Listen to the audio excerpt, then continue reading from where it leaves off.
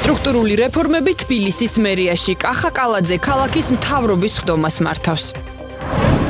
საქართველოს სავაჭრო და სატრანზიტო პოტენციალი აბრეშუმის გზის ფორუმის მეორე დღე. სერგო თეთრაძის საქმის გრიფით საიდუმლო ეპიზოდი ჩართვა სასამართლოდან.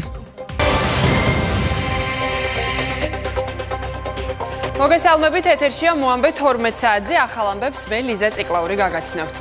მერიაში ეგრეთ წოდებული ზონალური საბჭო უქმდება და მკაცრდება კონტროლი უკანონო მშენებლობებზე. კახაკალაძე მნიშვნელოვან გადაწყვეტილებებს ახმაურებს. მერიაში ქალაქის მთავრობის ხდომა მიმდინარეობს. კალაძის გადაწყვეტილებით უქმდება ასევე არსებული 19 კომისია. მერიაში მიმდინარე სტრუქტურულ ცვლილებებზე ქეთი ქაშაკაშვილი ჩაგვერთობა პირდაპირ ეთერში. ქეთი გისმენთ. დაანონსებული სტრუქტურული რეფორმა თბილისის მერიაში უკვე პრინციპში დაიწყო. კახაკალაძემ დღეს მთავრობის ხდომაზე განაცხადა, რომ მიზანშეწონილად მიიჩნევს გაუქმდეს ზონალური საბჭო. ზონალური საბჭოს ფუნქცია ამ დრომდე იყო განაშენიანების რეგულირება, ასევე ისადგენდა მშენებლობისთვის კოეფიციენტს. გარდა ამისა, დღეს თბილისის მერმა მიიღო გადაწყვეტილება თბილისის მერიაში 19 კომისიის გაუქმებასთან დაკავშირებით. ეს არის კომისიები, რომელიც თავის დროზე ჩამოაყალიბა თბილისის მერიამ, მათგან ერთ-ერთი მაგალითად თბილისში ცხოველთა გასეირნებისთვის სპეციალური ადგილების შერჩევას არჩევდა. გარდა ამისა იყო კომისია, რომელიც თბილისში მცხოვრებ მოქალაქეებისთვის პრობლემების მოგვარებაზე ზრუნავდა, თუმცა არ არის გაწერილი რა პრობლემებზეა საუბარი და რა ფორმით ზრუნავდა ამაზე ეს კომისია. სწორედ ამ კომისიების გაუქმების გადაწყვეტილება მიიღო დღეს კალაძემ და თქვა, რომ ეს ემსახურება ბიუროკრატიის შემცირებას. გარდა ამისა, დღეს კალაძემ თქვა, რომ მნიშვნელოვნად გამკაცრდება კონტროლი მშენებლობებთან დაკავშირებით და კონტროლის გამკაცრება ძირითადად შეეხება სახანძრო უსაფრთხოებას. მოგეხსენებათ, საბჭოს რეკომენდაციების საფუძველზე წლების განმავლობაში მიიღებოდა გადაწყვეტილებები კონკრეტული განაშენიანების რეგულირების გეგმების დამტკიცებისა და კოეფიციენტების მატებასთან დაკავშირებით. ჩვენ დაწყებული გვაქვს სტრუქტურული რეფორმა, მე ამასთან დაკავშირებით რამოდენიმეჯერ ვისაუბრე და გავაკეთე განცხადება, რომელიც რასაკვირველია შეეხება აგრეთვე ურბანული პოლიტიკის მიმართულებასა და არქიტექტურის სამსახურის ფუნქციურ გარდაქმნას და ამ პროცესის დასრულებამდე ზონალური საბჭოს ფუნქციებს მერიის შესაბამისი სამსახურები ჩემი პირადი კონტროლის ქვეშ განახორციელებენ. მეორე, ასევე ძალიან მნიშვნელოვანი თემა ბიუროკრატიის შემცირების, გადაწყვეტილებების დროულად მიღებისა და მუშაობის მეტი ეფექტურობის მიზნით ვაუქმებთ თბილისის მთავრობის მიერ შექმნილ 19 კომისიას. ზონალური საბჭო გადაწყვეტილებებს არიღებს. ზონალური საბჭო იძლეოდა რეკომენდაციებს და მერე ერთ-ერთი ხდებოდა ამ გადაწყვეტილების მიღება თბილისის მთავრობის მიერ. რაც შეეხება ზონალური საბჭოს მიერ უკვე მიღებულ გადაწყვეტილებას, ეს უკვე სამართლებრივი პროცესია, შეუქცევადი არის და ამასთან დაკავშირებით ჩვენ უძლურები ვართ, რომ რამე შევატრიალოთ, თუმცა დღეს დაანონსდა ეს ამბავი, წარდგენილი იქნება საკრებულოში ამ საბჭოს გაუქმება. ჩვენ იმედი გვაქვს, რომ საკრებულო ამას მხარს დაუჭერს.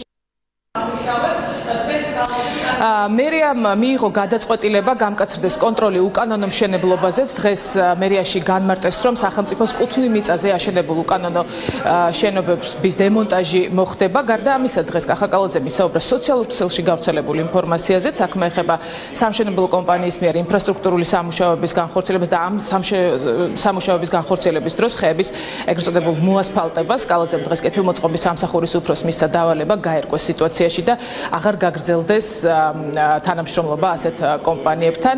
ამას გარდა დღეს კახაკალაძემ კონკრეტული დავალება მისცა თავის მოადგილეს მაია ბითაძეს საყოფაცხოვრებო ნარჩენების გატანასთან დაკავშირებით, რომელიც ამ დრომდე ხდება დილის საათებში და რომელიც კალაძის თქმით პრობლემებს უქმნის მოსახლეობას.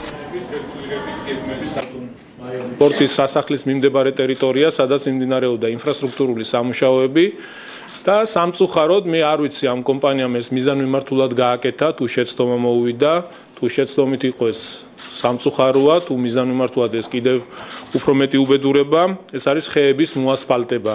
ეს რაღაც სიახლეა, ახალია რაღაცა და მინდა კეთილმოწყობის სამსახურს, ტრანსპორტის სამსახურს მიმართო, რომ ასეთ კომპანიებთან ჩვენ მომავალში ვერ ვიმუშავებთ. მინდა ყურადღება გავამახვილო უკანონო უნებართვო და პროექტის დარღვევით მშენებლობებზე და მინდა ზედამხედველობის სამსახურს და მის ხელმძღვანელს ბატონ გიორგი ბაგრატიონს დავავალო, რომ მაქსიმალური ყურადღება თქვენი მხრიდან და შესაბამისი ძალიან მკაცრი ზომების მიღება და მათ შორის ასევე დროული დემონტაჟის მიმართვა. მინდა ქალბატონ მაია ბითაძეს დაავალო თბილ სერვისის ხელმძღვანელთან ერთად, ბატონ ლევან ჭყარკავასთან ერთად, რომ 2 კვირის ვადაში რო შეიმუშაოთ გეგმა ნარჩენების გატანასთან დაკავშირებით, რომ მოხდეს ისეთ საათებში, რომ ზოგადად ქალაქში მოძრაობას ხელი არ შეუშალოთ, ალბათ უფრო ღამის საათებში და წარმოადგინოთ უკვე კონკრეტული ხედვა. სტრატეგია, რომელიც ჩვენს მიერ იქნება წარმოდგენილი და ხედვა, რომელსაც მათ შორის შეიძლება გარკვეული სამართლებრივი ცვლილებები გამოიწვიოს, დაკავშირებული იქნება ასევე მოსახლეობის ჩართულობასთან და მათ მხარდაჭერასთან, რათა ასე ვთქვათ, სინქრონში მოხდეს გარკვეული დროის ადაპტირება იმისთვის, რომ ნაგვის მანქანება, ასე ვთქვათ, ნარჩენების დროული და ეფექტიანი გატანა უზრუნველყოს, რომ არ გადაივსოს ნაგვის ურნები. თბილისის მერიაში დღეს განცხადება გაკეთდა გიგა ნიკოლეიშვილთან დაკავშირებითაც, რომელიც პრინციპში იყო ერთადერთი კალაძის მოადგილეებიდან, რომელიც ნარმანიას დროსაც იყო თბილისის მერის მოადგილე. გიგა ნიკოლეიშვილმა დატოვა ეს თანამდებობა და ის ახლა დაცვის პოლიციის დეპარტამენტის უფროსია. შესაბამისად, თბილისის მერიაში ახლა 2 ვაკანტური თანამდებობაა თბილისის მერის მოადგილის. მადლობა ქეთი, ეს ქეთი ქაშაკაშვილი იყო, მან კახა კალაძის გადაწყვეტილებები გაგვაცნო, რომელიც რამდენიმე წუთის წინ ქალაქის მთავრობის სხდომაზე გაკეთდა. მთავრობის სტრუქტურული ცვლილებები და ახალი სახალხო დამცველის არჩევა. პარლამენტი დაჩქარებული წესით განხილვას და დამტკიცებას იწყებს. საკანონმდებლო ორგანოდან ჩავრთავთ სალომე ქოქიაშვილს. სალომე, გისმენთ. თავდაპირველად ალბათ უნდა ვთქვათ ის, რომ ამ კვირაში პარლამენტს საკმაოდ რთული და შრომატევადი სამუშაო ველის. განსაკუთრებით გამომდინარე იქიდან, რომ სწორედ დღეს იწყებენ კომიტეტები კანონპროექტის განხილვას, რომელიც სტრუქტურულ ცვლილებებს გულისხმობს. ეს არის ცვლილება, რომლის ნაცვლადაც 18 სამინისტროს ნაცვლად უნდა დარჩეს მხოლოდ 14 სამინისტრო.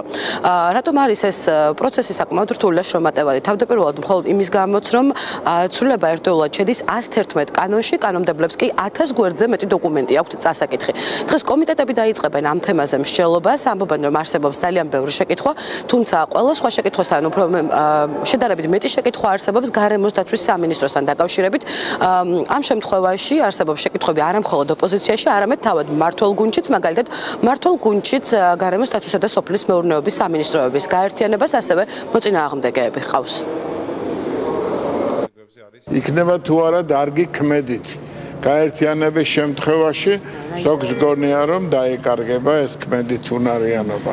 არის საპირისპირო აზრის და ამ განხილვის პროცესში მე მგონი უფრო მეტი ინფორმაცია იქნება, მათ შორის დღეს კომიტეტები იხილავენ, მათ შორის გარემოს დაცვის კომიტეტის. სხვა სტრუქტურებთან დაკავშირებით შეკითხვები გაცილებით უფრო ნაკლებია. ბუნებრივია, მე პირადად ესე როგორც საერთო პარტიის წარმომადგენელს ხარს ვერ დაუჭერ.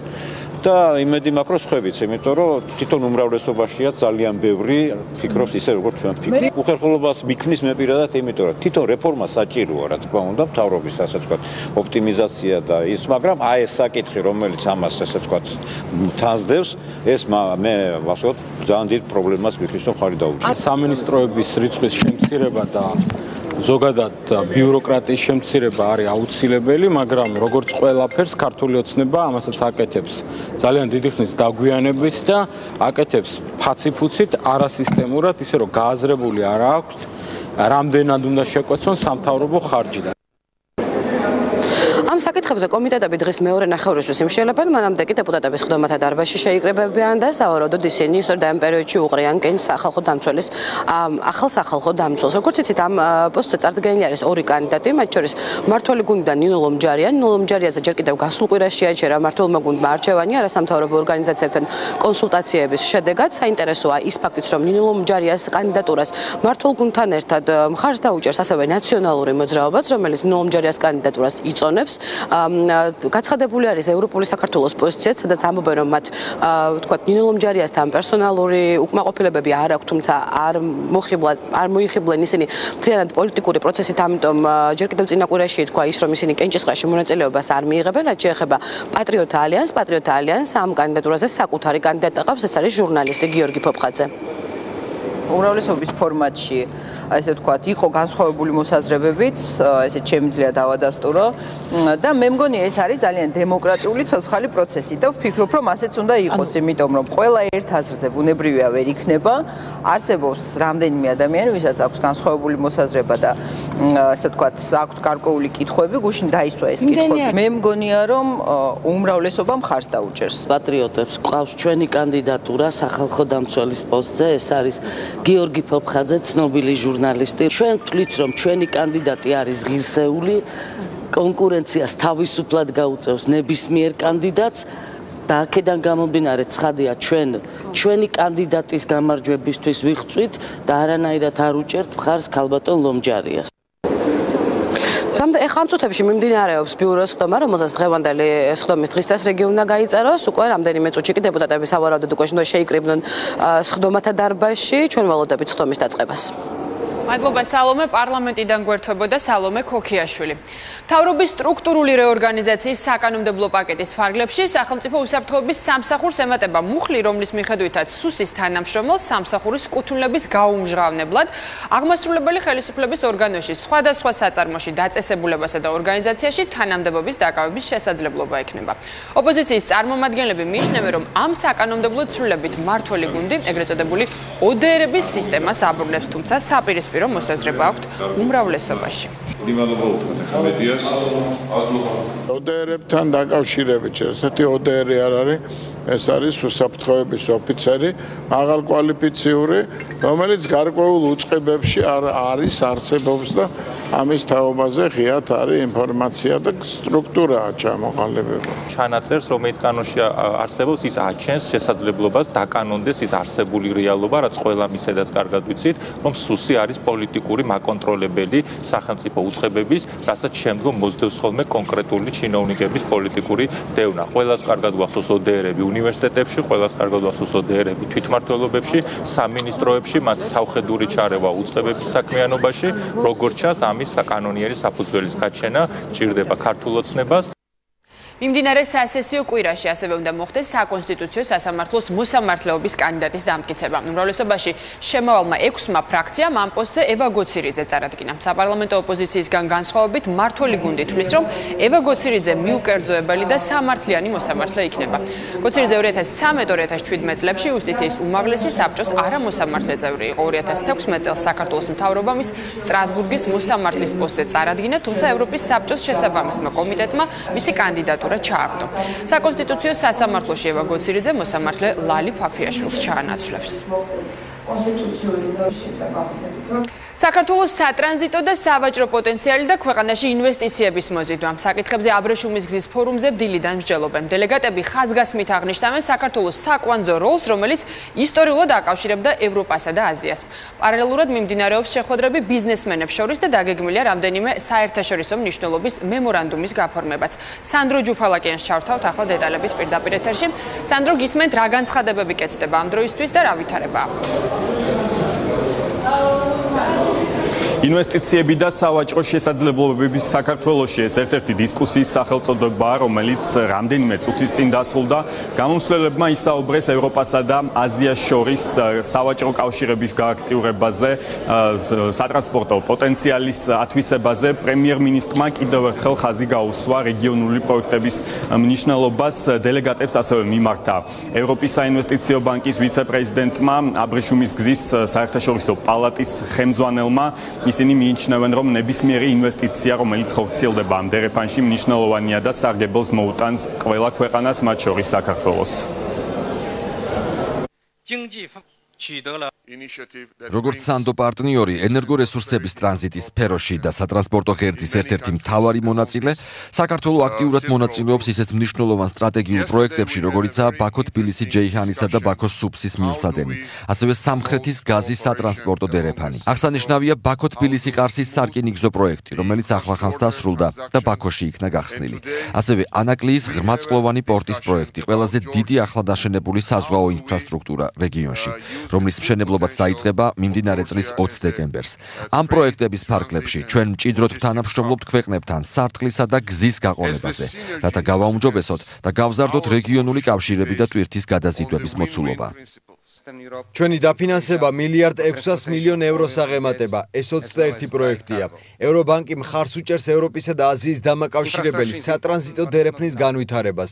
ჩვენ მხარს უჭერთ აღმოსავლეთ პარტნიორობის სახელმწიფოებს და 2016 წელს ამ კუთხით დაფინანსება რეკორდული იყო. თუ ადრე ეს მხოლოდ წმინდა ინფრასტრუქტურული პროექტები იყო, ახლა მათ შორისაა ენერგოეფექტურობის, კერძო სექტორის, მცირე და საშუალო ბიზნესის მხარდაჭერაზე ორიენტირებული დაფინანსებაც. საქართველოს მთავრობას განვითარების კარგი გეგმა გააჩნია, რომელიც მიმართულია ქვეყნის ტრანზიტულ ჰაბად გადაქცევისთვის. ეს სტრატეგია ძალიან კარგად ეხმაურება ჩინეთის ერთი სარტყელი ერთი გზის ინიციატივის მიზნებს. დარწმუნებული ვარ, რომ ერთიანი ძალისხმევით ჩინეთი და საქართველო დიდ წარმატებას მიაღწევენ. საქართველოს მიერ ჩინეთთან თავისუფალი ვაჭრობის შეთანხმების შესახებ ხელშეკრულების გაფორმება ძალიან კარგი მაგალითი იყო სხვა ქვეყნებისთვის. საქართველოს აქვს ხელსაყრელი საგადასახადო პოლიტიკა და კარგი საინვესტიციო გარემო. ეს არის ძალიან კარგი ადგილი ბიზნესისთვის და ინვესტიციების განხორციელებისთვის. შეიძლება ითქვას, რომ საერთაშორისო ფორუმის მეორე დღე მაინც უფრო ბიზნესზე ორიენტირებული იმართება. შეხვედრები ბიზნესმენებს შორის ასევე ფორმდება შეთანხმებები, საკმაოდ აქტიურია ამ კუთხით, მაგალითად ანაკლიის პორტი ასევე ერთ-ერთ ჩინურ კომპანიასთან ამ წუთებში ფორმდება ხელშეკრულება ახალი ელექტროსადგურის მშენებლობის თაობაზე. მადლობა სანდრო ჯუფალაკიანმა აბრეშუმის გზის ფორუმის მეორე დღეს გაკეთებული განცხადებები გაგვაცნო. გიორგი კვირიკაშვილმა მოლდოվել კოლეგა პაվել ფილიპს პირისპირ შეხვედრაზე უმასპინძლა. გიორგი კვირიკაშვილმა მოლდოვის რესპუბლიკის პრემიერ-მინისტრ თბილისის აბრეშუმის გზის ფორუმში მონაწილეობისთვის მადლობა გადაუხადა და ორი ქვეყნის თანამშრომლობაზე ისაუბრა. საქართველოს მთავრობის მეთაურს მასპინძლობისთვის თავის მხრივ მადლობა გადაუხადა მოლდოვის პრემიერ-მინისტრმა და ქვეყნის ამ წუთებში მიმდინარეობს პრესკონფერენცია ორივე პრემიერ-მინისტრის.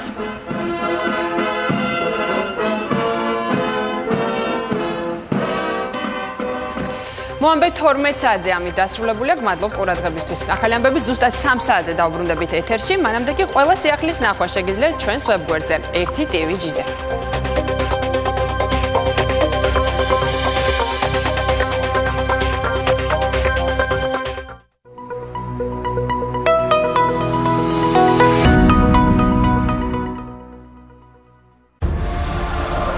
პირველი დეკემბერი 19 საათი პირველი არხის ეთერში.